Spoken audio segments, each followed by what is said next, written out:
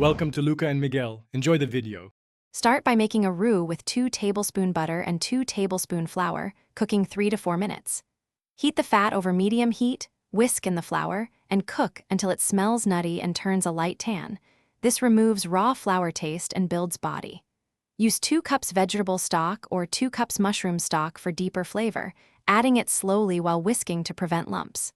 For gluten-free, substitute 1 tablespoon cornstarch, mixed with 2 tablespoon cold water, and whisk into simmering liquid to thicken. Sauté 8 Oz sliced mushrooms until brown to create rich umami, using olive oil or butter and a pinch of salt to draw moisture out. Add aromatics like 1 small minced shallot, 1 clove garlic, and 1 tsp dried thyme, cooking 1 to 2 minutes until fragrant. Add 1 tsp miso or 1 tablespoon soy sauce for savory depth and stir to dissolve. Deglaze with 1/4 cup white wine or 1/4 cup vinegar to lift fond. Scraping the pan, and then combine with your base. Simmer for 8 to 12 minutes until thickened, whisking constantly to avoid lumps and reach a silky consistency. Lower heat if bubbling violently.